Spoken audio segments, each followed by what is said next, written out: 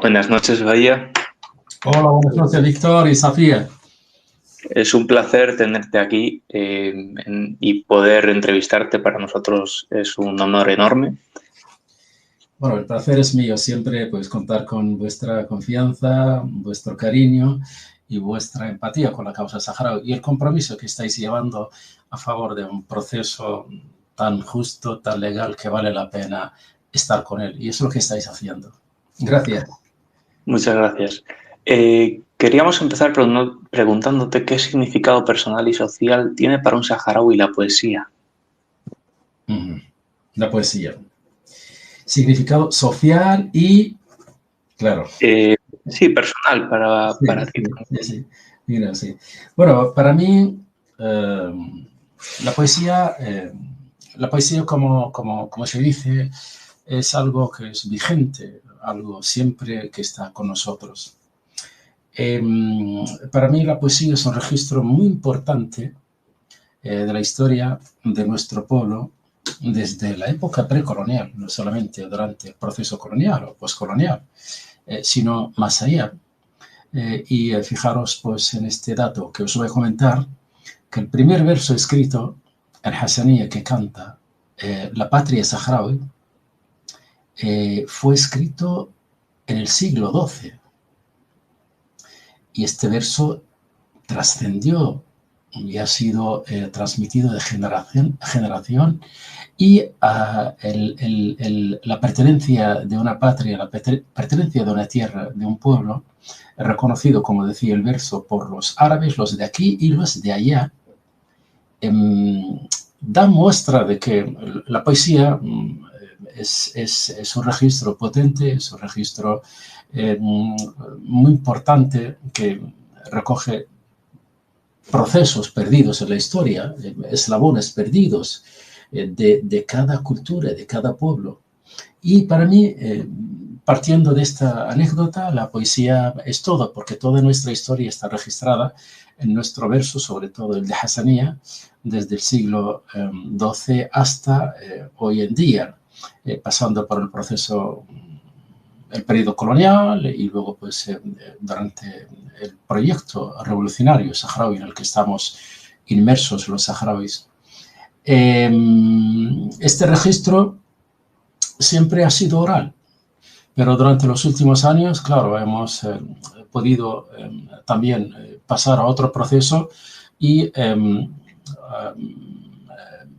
buscar la manera de que este registro no se quede solamente en la memoria de los poetas, que son generaciones que van dejándonos y van llevando todo lo que llevaban en la cabeza de verso, de poesía, de historias. Y se ha podido registrar en varios libros, tanto en Hassaniyya árabe y luego pues han sido traducidos al español. Entonces, la poesía para mí, como había comentado al principio, es algo muy vigente en nuestra memoria. Es algo que cataliza nuestra historia, nuestra memoria.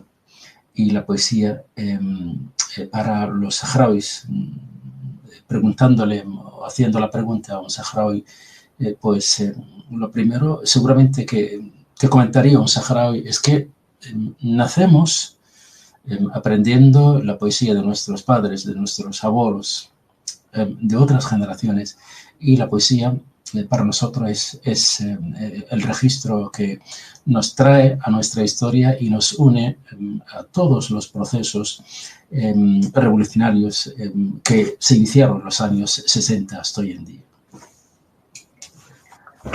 En ese sentido, quería preguntarte cómo inició tu recorrido como poeta, a qué edad, con qué obras y cuáles fueron las experiencias personales que más te marcaron y tuvieron influencia sobre tu obra literaria.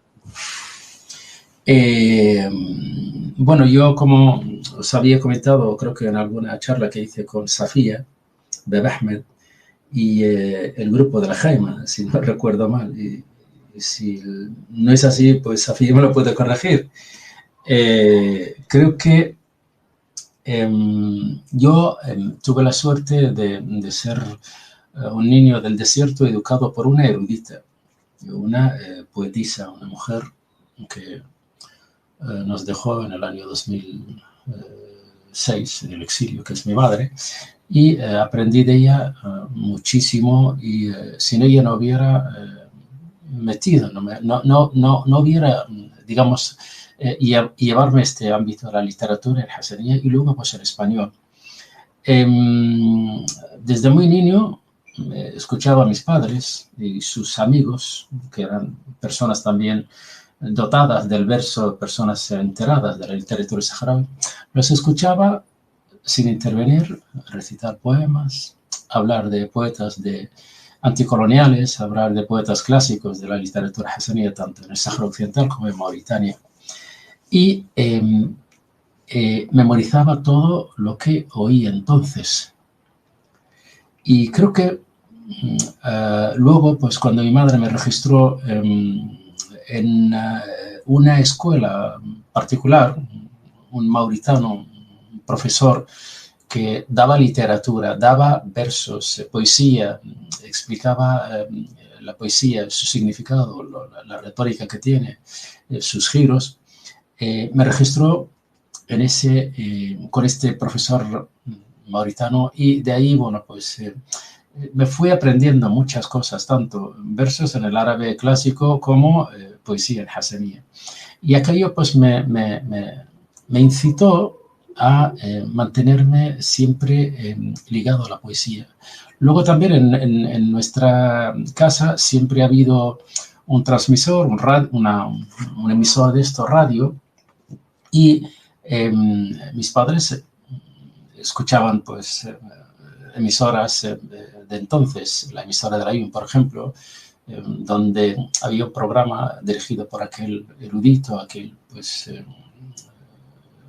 gran poeta Sidat Yulis-Selami, que dirigía aquel programa que se llama, es un programa Club de la Literatura.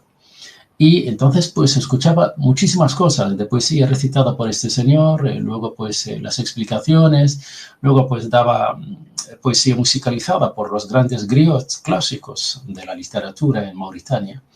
Y me he ido empapándome de toda esta realidad literaria. Y al llegar ya pues los 14 años, los 15 años, ya me sabía muchos versos de estos clásicos en hasanía. Luego pues... y volviendo a la pregunta, el por qué me he dedicado a la poesía, o por qué forma parte como faceta de mi formación intelectual, empecé pues en el bachillerato sobre todo a conocer poetas como García Lorca, Miguel Hernández, Jorge Guillén, José Martí, otros grandes clásicos también de la generación del 98 española, y luego pues la generación del 27, y varios poetas y escritores latinoamericanos. Y empecé pues a compaginar estos dos, digamos, facetas de mis conocimientos en la literatura, tanto escrita en hasanía árabe y en la lengua castellana, la lengua de Cervantes, la lengua de Gabo, la lengua de Octavio Paz, la lengua de José Martí, la lengua de Lorca. Y de ahí, bueno, pues viene de todo este bagaje, de toda esta inmersión en este ámbito de la literatura, empecé a tener, digamos, ese amor a la literatura y bueno, y el verso, la poesía, se escriben porque siempre cuando el poeta no tiene motivación, no tiene una conciencia social, muchas veces el verso es opaco.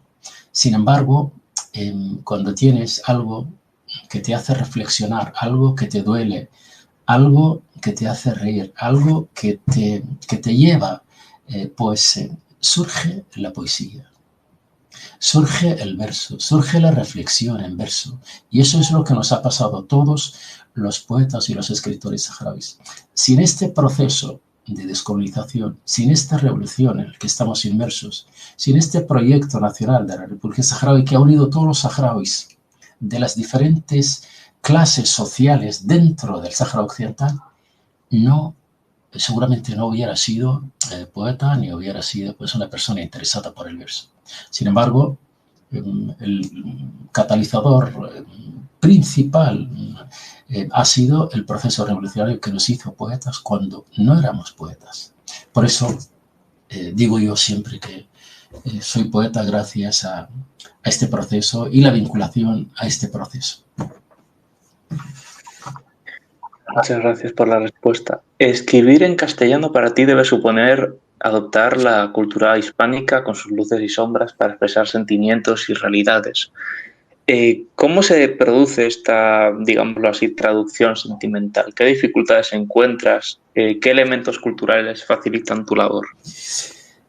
Bueno, pues escribir en español para mí, pues yo desde muy temprana edad pues he convivido con las dos lenguas, Hassaniyya y el español, desde las cartillas, desde el preescolar. Y entonces fluyen siempre en mi pensamiento dos lenguas.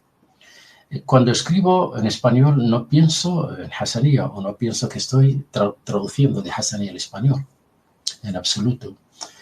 Simplemente escribo pensando en español, pensando en la lengua, pensando en sus giros, pensando en sus grandes referentes. Lo mismo me pasa también, porque hay mucha gente que no conoce que escribo también en Hassaniyya. Sí, compongo, escribo versos en Hassaniyya también, pero cuando lo estoy escribiendo, pues me remito a clásicos de la literatura saharaui, me remito a Ouled Dubba, por ejemplo, un clásico de la literatura hassanófona de Mauritania, que forma parte también de esa literatura saharaui. Me remito a Abadi, Mohamed Salem, me remito a Beyubbo. Y me inspiran otros como Bachir Uleli, Abdelrahman y muchos más. Entonces, bueno, pues nuestra poesía escrita en la lengua castellana, y la pregunta puede ser también dirigida a otros escritores saharauis, es que no traducimos cuando escribimos en poesía. Si escribimos en español, es que emana desde nuestra facultad cognitiva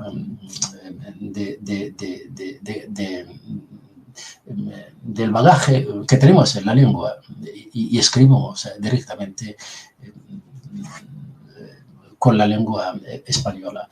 Lo mismo también pasa cuando pensamos en Hassaniyya también, o un verso en Hassaniyya. Esto hace que las dos lenguas han convivido mucho tiempo en la cultura saharaui, han coexistido de forma muy interesante, poco estudiada, y fijaros que, por ejemplo, los clásicos de los años 60, Jidehlu, el Cid, y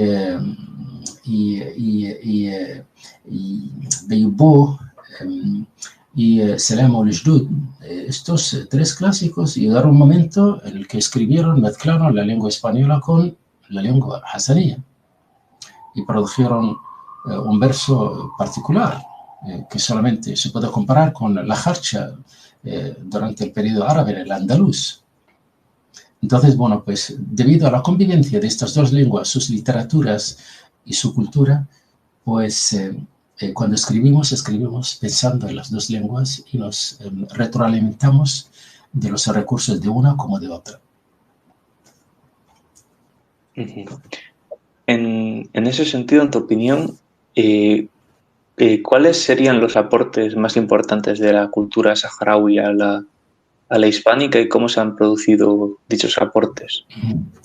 Sí, muy interesante. La otra vez estuve dando una clase en la universidad, aquí Autónoma de Madrid, a un grupo de tercer año de estudios árabes y traductología. Y efectivamente, un estudiante me planteó esta pregunta. Los aportes culturales que habéis logrado, los saharauis, y mi respuesta, pues, efectivamente que todas las colonias, los países del África que sufrieron las colonias occidentales, tanto portuguesas, españolas, británicas y francesas, produjeron movimientos intelectuales muy importantes en estas lenguas de las exmetrópolis. Si, por ejemplo, me remito a Francia, pues debo señalar el movimiento intelectual de aquellos escritores argelinos, desde Assi Jabbar, Mohamed Edib, Haddad, Katib Yassin y otros muchos que eran poetas, dramaturgos, escritores, filósofos en la lengua del colonizador, la lengua francesa. Ellos aportaron mucho a la enciclopedia francesa, mucho. Incluso algunos fueron profesores en algunas universidades en San Francisco, Estados Unidos de América, otros en Francia, y tuvieron muchas menciones y reconocimiento por el aporte que han hecho a la lengua francesa. Si nos fijamos en el caso nuestro, los saharauis, lo mismo ha pasado en estos 40 años últimos. Antes no había una producción, digamos, reconocida y transmitida desde los ámbitos académicos, estudiada, analizada y reconocida. Pero durante estos últimos 40, 30 años surgieron 3 movimientos intelectuales, 3 escuelas, 3 generaciones que yo denomino la primera generación del 73 saharaui, la segunda la generación del exilio y la tercera es la generación de la amistad. Estas 3 escuelas literarias produjeron una poesía, produjeron un pensamiento literario con la lengua que se hizo, se transmitió con la lengua del colonizador, con la lengua hispana, en muchos ámbitos.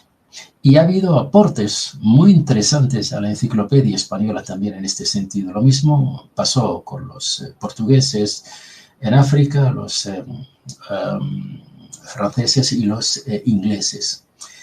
Hasta el momento, el grupo, por ejemplo, Generación de la Amistad, que nació el 9 de junio de 2006 aquí en Madrid, hasta el momento ha podido aportar a la lengua española muchos libros, muchas obras, desde ensayo, teatro, diccionarios, antropología, poesía, prosa, historia y otros ámbitos. Luego, también una de las características de nuestro aporte de literatura es que nuestra literatura está, yo diría, hablando desde mi ámbito de antropología, digo que es una poesía, digamos, antropoesía. Se mezcla la antropología en nuestra poesía. Y esto lo podemos detectar, por ejemplo, en un verso, en un poema, podemos encontrar palabras al-Hasaniyya, muchas explicadas en nota a pie. Recursos que utilizamos dentro de nuestro verso y que son prestaciones de la lengua hasaniyya al español. Esto ha enriquecido también la lengua española en su pluralidad.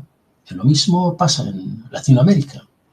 Cada país de Centroamérica, Sudamérica, el Caribe, que habla el español, pues tiene también una poesía que se alimenta de unos ingredientes antropológicos, literarios, culturales de la propia cultura. Y es lo mismo que pasa con nosotros. Por lo tanto, esto es un aporte muy importante a la cultura hispana en general, no digo solamente la española, sino es un aporte muy importante a la enciclopedia, si buscamos, de la literatura hispana. Y solamente se puede fijar, por ejemplo, en el anuario que publica el Instituto Cervantes cada año, menciona el tema del Sáhara Occidental, la lengua hablada por los saharauis. Hay otros académicos también que están estudiando eso, desde tesis doctorales, másters, trabajos posgrado, investigaciones postdoctorales. Y esto también demuestra, digamos, ese aporte que los saharauis dieron a la lengua española con sus fenómenos literarios. Muchas gracias.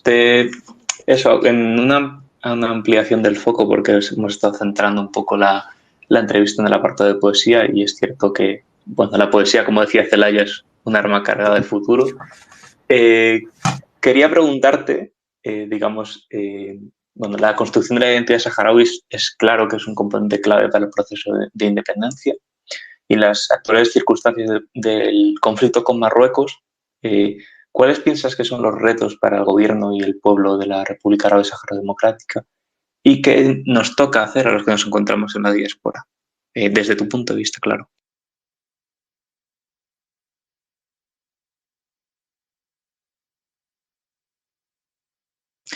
Vaya, estás silenciado, no te escucho.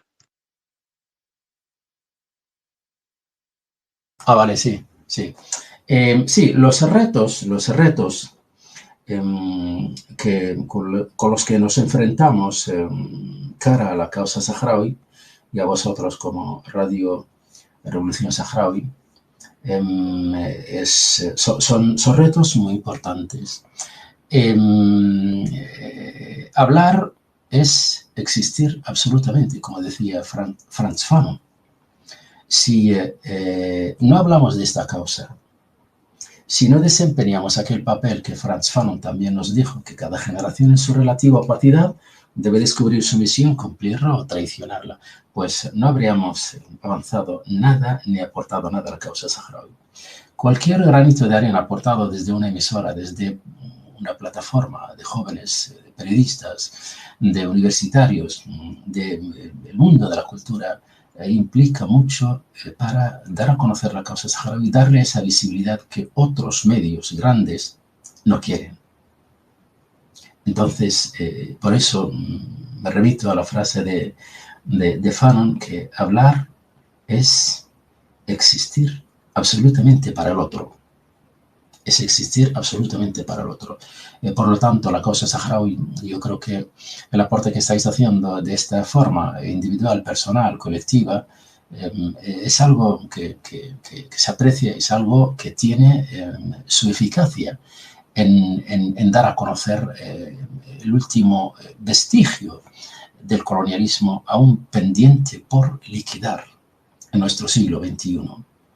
Una vergüenza para la comunidad internacional, para Naciones Unidas, para los países que todavía apoyan a regímenes dictatoriales como el régimen marroquí, y lo arropan en esta situación. Lo mismo pasando con el pueblo palestino en Gaza, en Cisjordania, también países occidentales que alarden de las democracias y al final pues están apoyando una guerra criminal, una guerra de genocidio que se aplica en Palestina y se aplica en el Sáhara Occidental. Entonces, bueno, pues el reto que tenemos todos es hablar, visibilizar y dar a conocer esta realidad. En ese sentido, has hablado al principio, digamos, de los primeros versos referentes al Sáhara Occidental y de toda esa historia poética. Quería preguntarte, porque esto es, creo, un gran desconocido, por lo menos fuera de la sociedad saharaui, ¿cuáles eran las estructuras políticas predominantes en el Sáhara Occidental antes de la llegada de los colonizadores españoles? Esas estructuras políticas y culturales. Sí, tengo un libro que se llama La identidad político precolonial saharaui en el ideario de la República Saharaui. El colonizador siempre en su discurso dijo que no existíamos antes, que éramos beduinos desplazados en un desierto sin ninguna estructura política organizativa. Pero mintió en su bibliografía, y esto es algo innato al colonizador. Te omite, te desdibuja y construye su historia sobre la tuya.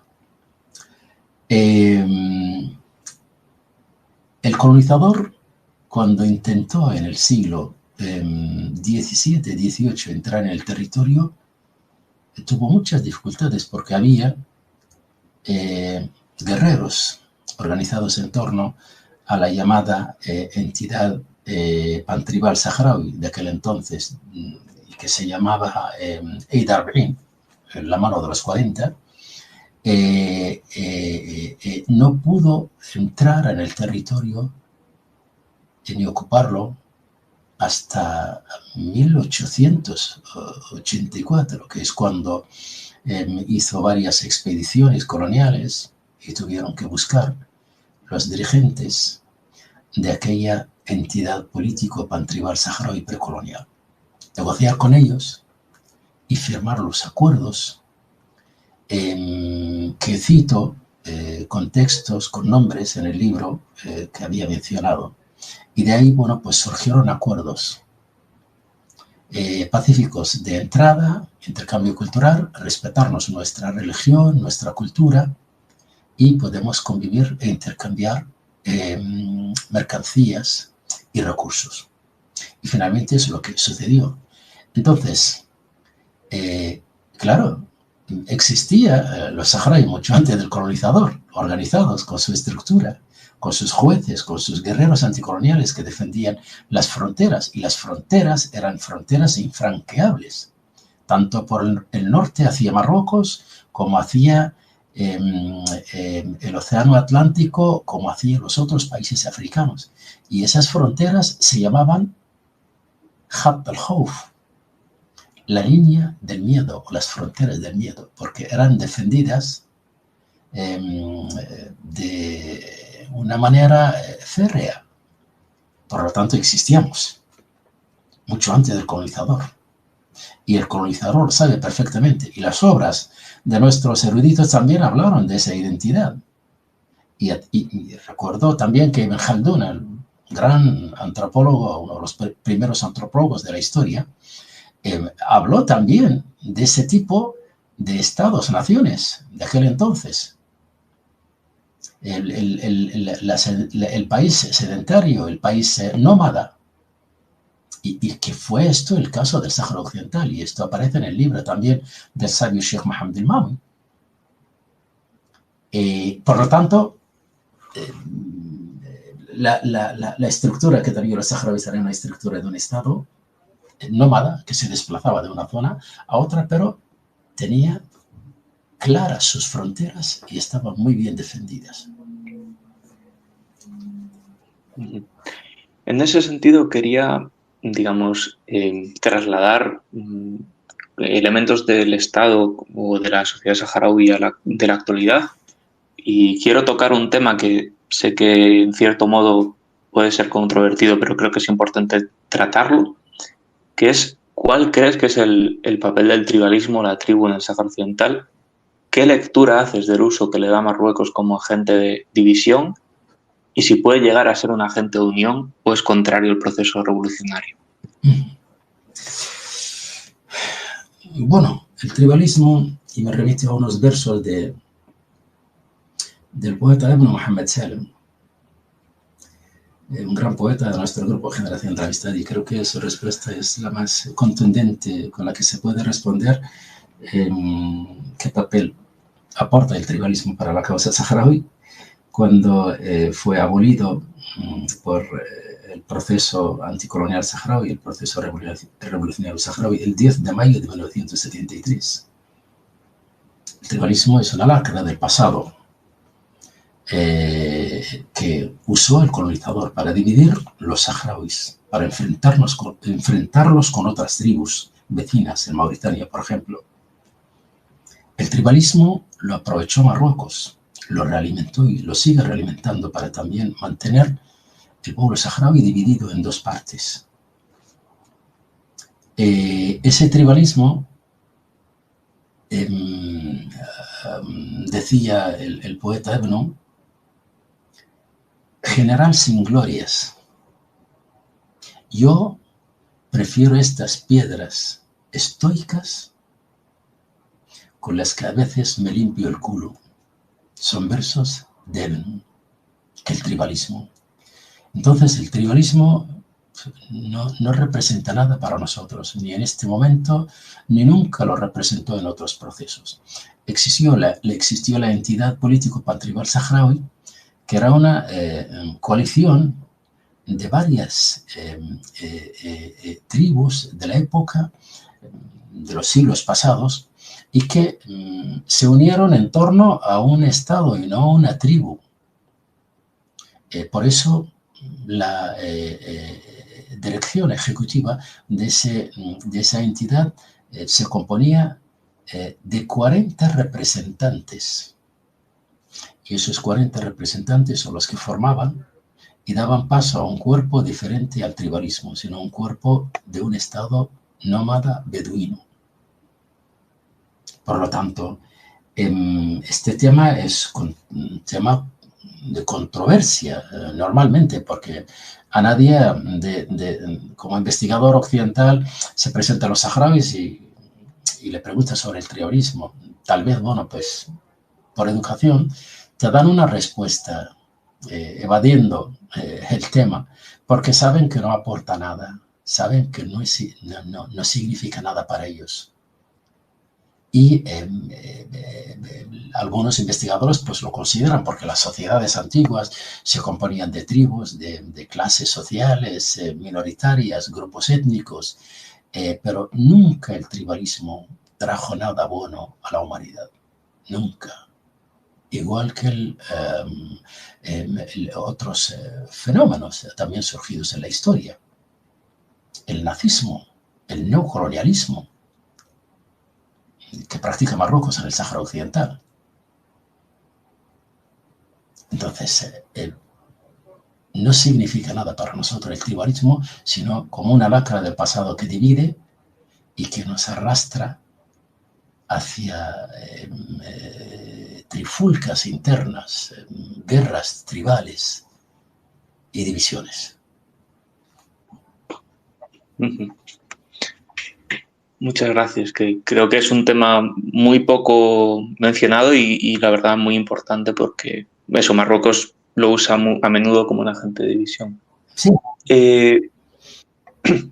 En último lugar, bueno, quería preguntarte una cosa para cerrar este tema. Si crees que se podría resignificar pues, el papel de la tribu como agente de unión, o si es, bueno, creo que has dejado claro que es contrario al proceso revolucionario, pero si habría posibilidades de, digamos, ya que Marruecos está poniendo el foco en eso, hacer una lucha en ello o simplemente pasar a simplemente reivindicar el pueblo saharaui independientemente de esto. Sí, Marruecos sigue utilizando esta lacra para, como he comentado, para sus intereses. Y pocos los que le siguen en este tema. Pocos saharauis.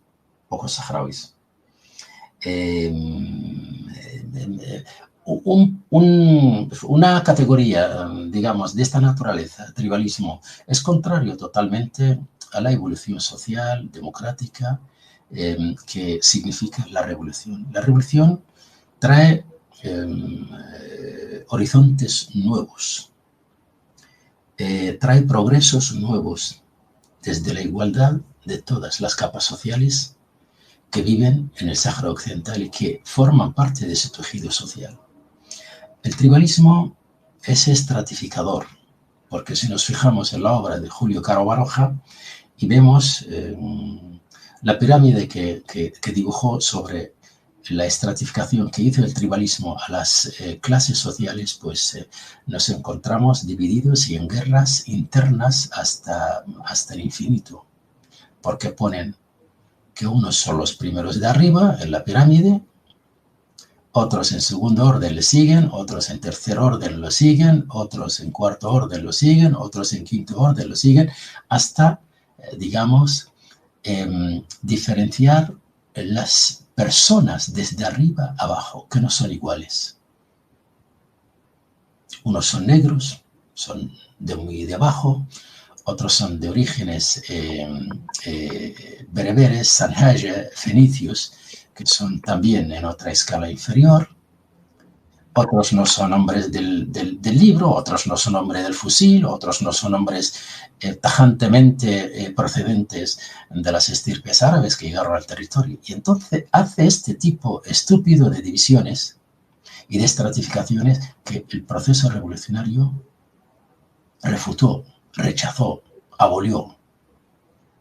Y esto es el mérito que ha traído el Frente Polisario a la sociedad saharaui. Unirla en torno a un proyecto igualitario, un proyecto en el que cree solamente en un cuerpo llamado el pueblo del Sáhara Occidental, y no la tribu A, B, C, D, A, J. No, en absoluto. Y creo que los poetas, Hassanilla también tiene mucho tema sobre, en su poesía, sobre el tribalismo, criticándolo, despellejando su sentido entre los que lo usan por sus intereses,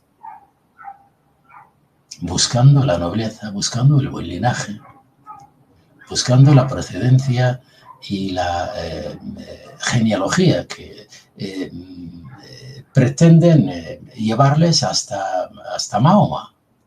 Entonces, hay una estructura totalmente equivocada en este sentido, y que muchas gentes, normalmente familias reaccionarias dentro del Sáhara Occidental, familias conservadoras, familias religiosas, que creen en esto.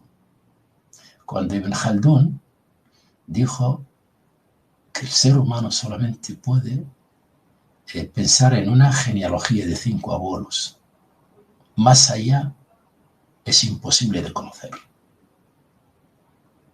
Entonces, el proceso revolucionario nos ha unido en torno a este pensamiento revolucionario y no al tribalismo. Y finalmente, quería plantearte una última cuestión, que es si consideras esencial o qué papel consideras, en primer lugar, que deberían ejercer los intelectuales dentro de la República Árabe Saharaui Democrática, y por otra parte, si crees que la República debería realizar un esfuerzo más decidido para fortalecer y promover a sus intelectuales tanto en el ámbito cultural como en la estructura gubernamental, con el fin de potenciar su influencia a nivel nacional o internacional. Serían 2 líneas, la línea dentro de la propia política de la RAS y el papel de los intelectuales dentro de la RAS. Dentro de la RAS, sí. Me remito al pensador palestino estadounidense Edward Said, en su obra Representaciones del Intelectual. Edward Said destaca la importancia del científico social, como solemos decir en antropología, que es el intelectual. El intelectual. El intelectual es quien tiene esa capacidad de decir la verdad al poder. Cualquier poder, ya sea revolucionario, reaccionario, colonial, neocolonial, etc.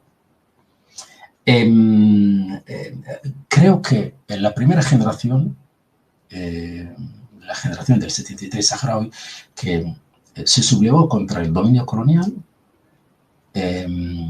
partieron de esa condición y capacidad que tiene el intelectual. Muchos de ellos eran universitarios, otros habían terminado solamente el bachillerato y estaban accediendo a los primeros años de las universidades de la metrópoli y en otras universidades en Egipto, Argelia y en otros países. Ese grupo, Generación del 73 Saharaui, fue la primera escuela intelectual que expolió la conciencia nacional de la población saharaui y levantarla contra el dominio colonial. Y de ahí surgió la revolución. De ahí surgió la revolución. Y luego surgió el gran proyecto, que la revolución sirvió como un embrión para él, que es la República Saharaui Democrática. Si no fuera el papel del intelectual, no hubiéramos podido llegar a ninguno de estos procesos. A ninguno. Y esto lo han vivido todas las, digamos, colonias, los países que fueron colonizados en África, de la francofonía, de la lusofonía, de las colonias inglesas y las dos españolas, el Sáhara Occidental y Guinea Ecuatorial. Surgieron muchos intelectuales y estos intelectuales son los que llevaron todo este papel del Estado, en estos países de diferentes culturas. Ahora, el papel de este intelectual dentro de la República Saharaui y cómo la República Saharaui puede entenderlo como un eslabón sin el cual ningún Estado puede avanzar. Debe estudiar este papel, considerarlo, darle espacio generacional sobre todo, porque los que iniciaron la revolución hoy en día son octogenarios ya. Entonces la revolución, sin las otras generaciones, acabaría en cuestión de nada, en 10 años.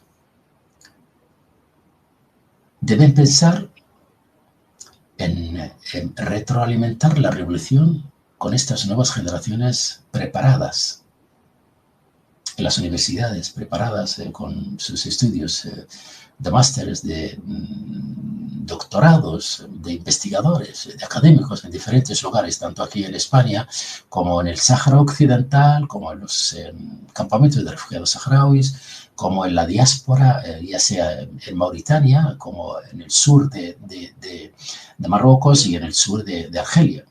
Hay muchos. Deben pensar en esto. Y nosotros no vamos a defraudar el pensamiento de Edward Said, que vamos a decirle la verdad al poder, que vamos a señalarle sus errores, que vamos a orientarles y que siempre vamos en el mismo camino para converger en un punto que está en el horizonte y que todavía no hemos podido llegar, que es la recuperación de la soberanía nacional de la República Saharaui y la construcción de ese Estado tan soñado por distintas generaciones. Nos quedamos con esa visión del avance hacia un futuro de la liberación y esa visión crítica. Y te queremos agradecer enormemente la participación en esta entrevista.